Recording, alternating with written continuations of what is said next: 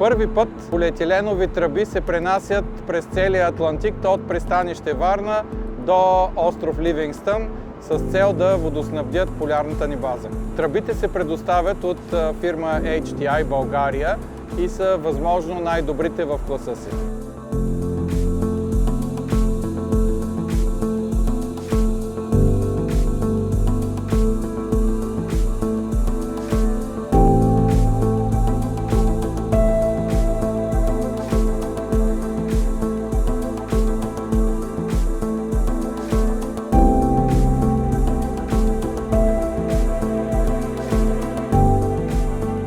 Пътувах разстоянието от 14 000 км на борда на научно-изследователския кораб Свети Кирил и Методи, за да попадна на това магнетично място. Щастлив съм, че България е една от малкото страни, които имат база на този континент. На него работят изключително отдадени на професията си учени, логистици, строителни работници.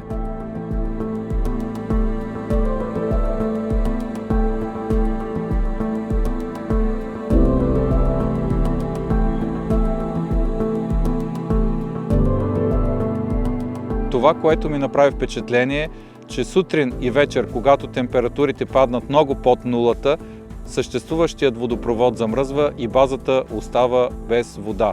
За да решим този проблем, се свързахме с фирма HTI България, която откликна и абсолютно безвъзмездно предостави за нуждите на нашата полярна база тръби, фитинги, фасонни части и помпени агрегати от най-висок клас. Тръбите са специални, те отговарят на най-високите стандарти за UV защита и на най-високите стандарти за здравина. Водопроводът ще бъде положен наземно и ще бъде изложен на суровите антарктически условия.